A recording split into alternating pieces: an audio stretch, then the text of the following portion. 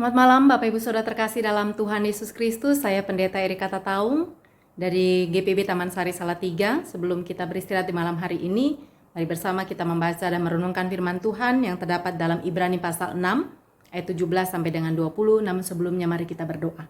Terpujilah Engkau ya Tuhan dalam karya-Mu yang besar dan ajaib bagi kami sepanjang hari ini. Dalam penyertaan Tuhan kami boleh melalui dan melakukan banyak aktivitas di sepanjang hari ini. Tubuh yang lelah ini akan beristirahat, namun sebelumnya kami akan membaca dan mendengarkan firman Tuhan. Mampukanlah kami untuk mengerti dan memahaminya dalam kuasa Roh Kudus-Mu. Bersabdalah ya Bapa, kami siap mendengarkan. Amin. Saya akan membaca bagi kita sekalian dalam Ibrani pasal 6 ayat 17 sampai 20 firman Tuhan menyatakan. Karena itu untuk lebih meyakinkan mereka yang berhak menerima janji itu akan kepastian hukum putusannya, Allah telah mengikat dirinya dengan sumpah, supaya oleh dua kenyataan yang tidak berubah-ubah, tentang mana Allah tidak mungkin berdusta, kita yang mencari perlindungan beroleh dorongan yang kuat untuk menjangkau pengharapan yang terletak di depan kita.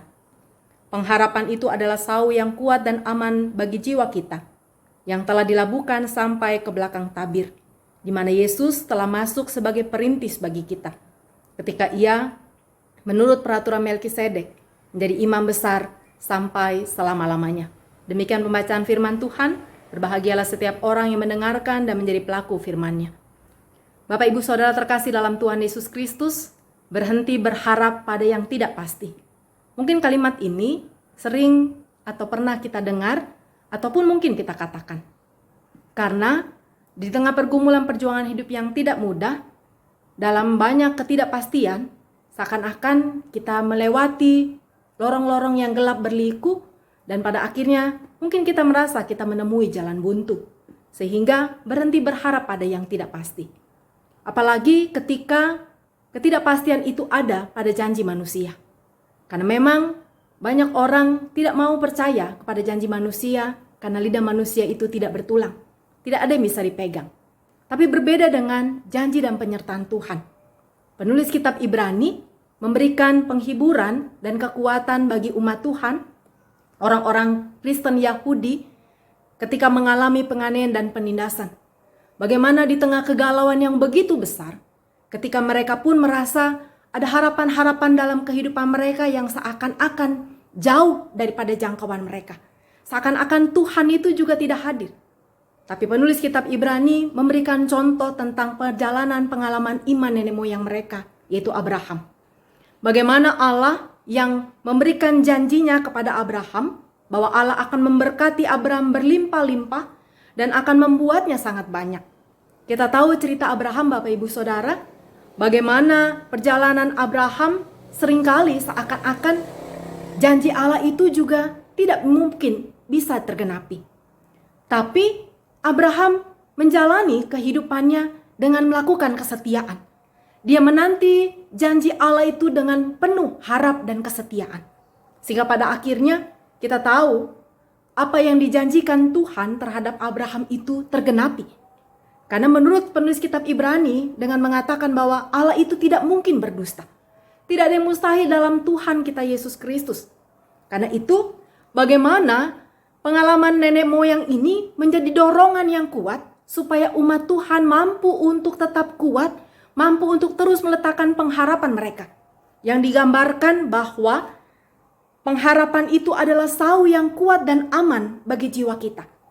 Ibaratnya Bapak Ibu, jiwa kita ini kapal dan sau itu adalah pengharapan. Kalau kapal itu akan sandar di dermaga atau tempat tertentu, maka sau itu akan ditambatkan supaya kapal itu tidak terbawa arus lautan. Nah, bayangkan ketika sau pengharapan itu kita tambatkan pada Yesus. Luar biasanya penyertaan Tuhan yang boleh dialami. Karena Yesus melakukan banyak hal, bahkan Yesus sudah melakukan apa yang tidak bisa dilakukan oleh manusia. Yesus yang sudah mendamaikan kita dengan Allah, dan dalam karya Yesus di kayu salib itu, kita memperoleh kekuatan dan kemenangan untuk menjalani kehidupan yang Tuhan percayakan. Ibu bapak saudara terkasih dalam Tuhan Yesus Kristus, di tengah pergumulan perjuangan hidup kita, ada banyak orang yang saat ini pun mulai merasa tidak lagi ada harapan dalam hidup. Pandemi yang terus terjadi, orang sudah mulai cuek dengan segala sesuatunya. Orang sudah mulai tidak peduli lagi. Orang merasa bahwa Tuhan juga tidak ada. Seakan-akan Tuhan juga sulit untuk dijumpai.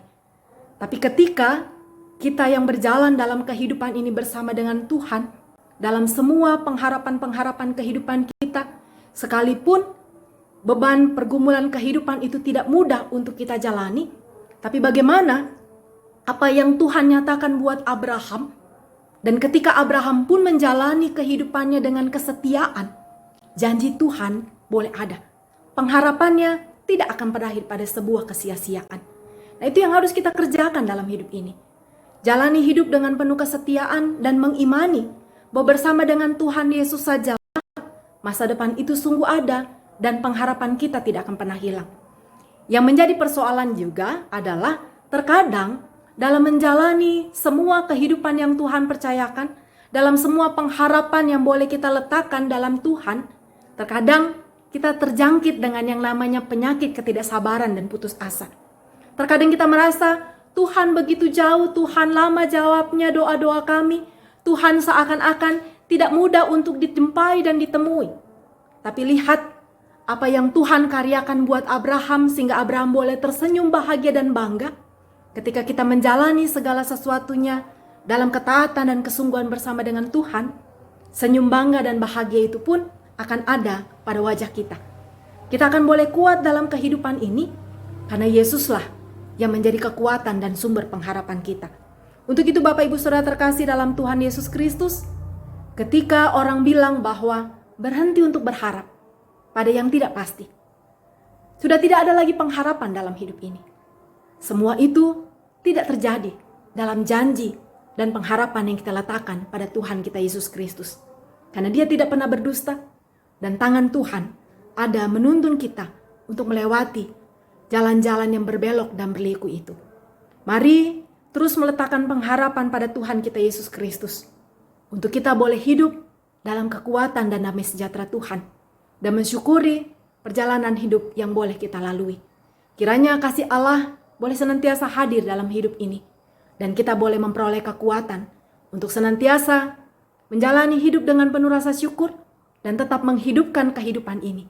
Karena Tuhan menghidupkan kehidupan kita dalam semua pengharapan yang selalu Tuhan jawab seturut waktu dan rancangannya yang ajaib.